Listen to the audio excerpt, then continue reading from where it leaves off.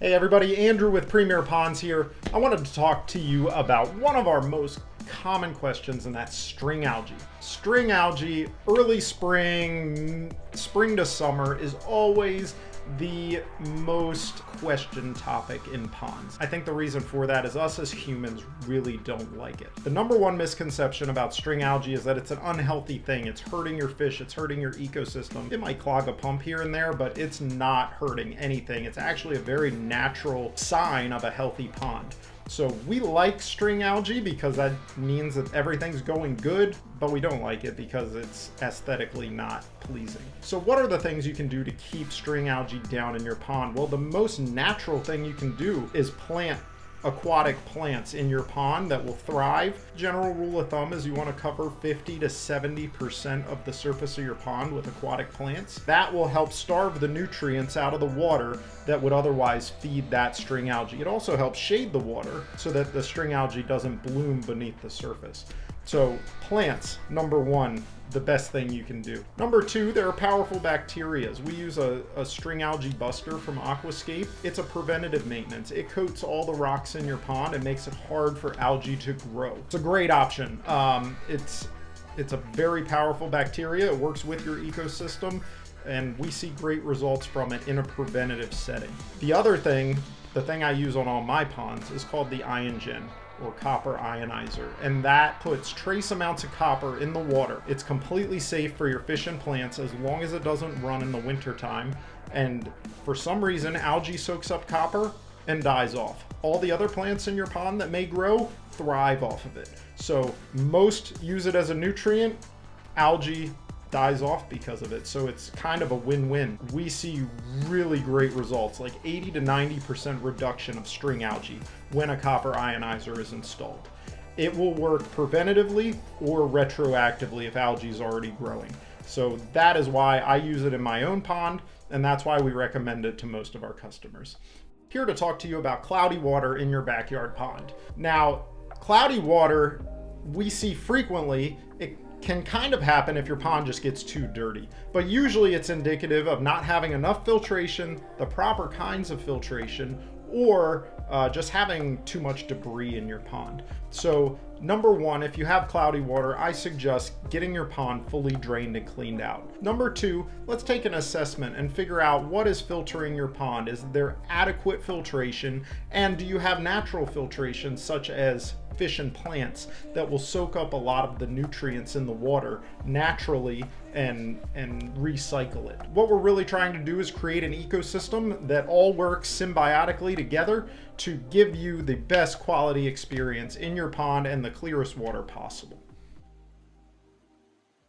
The most common predator in the mid-Atlantic region is the great blue heron. It stalks ponds, it's territorial, it'll keep coming back, it learns your pond, it learns where the fish like to hide out, and it is really tricky to convince it otherwise. Some other predators we hear about are raccoons, hawks, any predatory bird basically could get in your pond and wreak havoc. But by far, the great blue heron is the most dangerous. The ways to combat this, number one, is net your pond in the wintertime. When plants aren't growing and providing natural protection, your fish need some way to get away. This is how the heron's gotten me before. I've thought, hey, I don't need to net my pond, all the leaves are done falling, and then December through February, it's just an open buffet for the bird to come by. The other ways that people combat them is running fish line, which I don't really love, and the way they'll do that is make crosses across the pond. The heron lands outside of the pond and then walks in, so if it hits anything on its way in, that will usually deter them. Other things are motion sprinklers. Those usually get me wetter than they do the bird. The other noisemakers and sound machines, things like that. People also use decoys fairly successfully. If you move them around every couple weeks, it I guess seems like a real animal to the bird. In fact, Mike Carrillo, the other partner here, has a floating alligator that he'll float in his pond. And I guess that deters the bird somewhat because it thinks it's real. So these are all the ways you can effectively combat the heron if you have an active problem, or If you're anticipating the problem and you're just building a pond or maybe doing some renovation work to your existing pond, you could consider putting in fish caves and tunnels. Now this is a pretty good solution because it gives your fish a place to get away. Now the downside to that is if your fish don't sense danger, they're not going to be able to get away to that fish cave or tunnel, but at least they have the option. I wanted to address something that's come up a lot recently and throughout our history: bottom drains and external filters with a pond. Now, this is a pretty popular system. It was brought over from Japan for koi keeping. And in koi growing and very sterile environments, it may be a good system. In your average backyard pond, though, we find these to be very high maintenance in a long-term time frame. The reason for that is they generally suck water from the bottom of the pond. Now, all the debris in your pond, it either goes into some skimmer or something on the side, or it goes down to the bottom. And if you had both, some would go both places. Now, over time, that bottom drain will clog. No matter how good you keep up with it, things happen and there will be a clog down there. Now that requires draining the whole pond and clearing out that system. The other thing that can happen with these systems is issues with the plumbing on the intake side of the pump, which, remember, is external to the pond. When issues arise there, your whole system stops working. And that can cause your pump to burn up, it can cause oxygen to stop flowing to your fish, and we see all sorts of bad things happen here. So my recommendation is keep it a closed system and keep the pump in a skimmer on the side of the pond.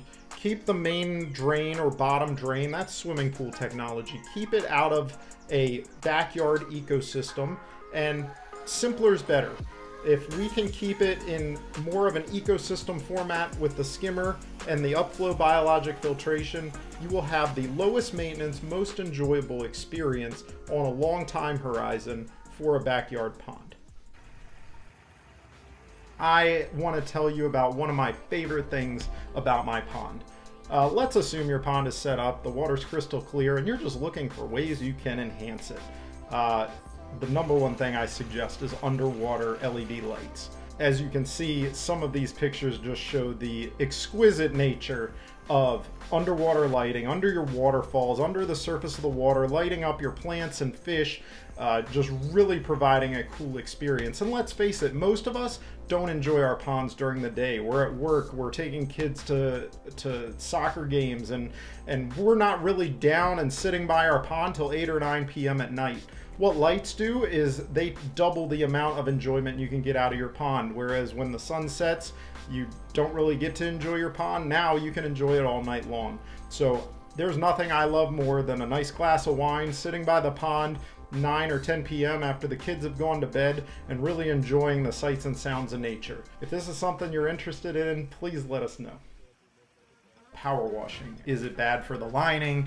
Should it be higher pressure, lower pressure? Should you do it at all? We've cleaned about 5,000 ponds as a company, somewhere either north or south of that number. Just about every one of them we've power washed. There are a few that we haven't for a couple of reasons. Usually it's because there's crumbling concrete or the liner is in such bad shape that we couldn't even risk putting a power washer on it. For all of the others, we find that usually a swivel nozzle or a 15-degree spread on a 3000 psi power washer is the sweet spot. It cleans up your rocks really nicely. It's able to push all the debris down to the pump in the bottom that we use to clean out your pond. And this is the most effective way and fastest way to clean an ecosystem pond. So this is why we do it. These are kind of the tech specs around what we do, and I hope that helps you. If you have any questions, post them below. Hey, if you like these videos and want more content, please put in the comments below what you want to hear about so that we can craft the content directly to you. What's up guys, Premier Mark here. At this point in the video, you're probably just wondering, how can I get the Premier team out to save my existing pond or build me a brand new one? So our website is premierpond.com, no S on ponds. If you have a pond, go outside, take a few pictures from a few different angles, and then go to premierpond.com, no S on ponds, and click on I have a pond, simple contact form, but at the bottom, you'll see that we ask you to upload pictures of your water feature. Every pond is unique, every water feature is different, so this allows Bossman Andrew and King Mike to analyze your water feature, decide the appropriate course of action, action, and then pick the perfect crew to come out there and service your paradise. Before long, you'll be saying, that's what's goody. Guys, thank you so much for watching. You guys are the best, and we are Premier. And that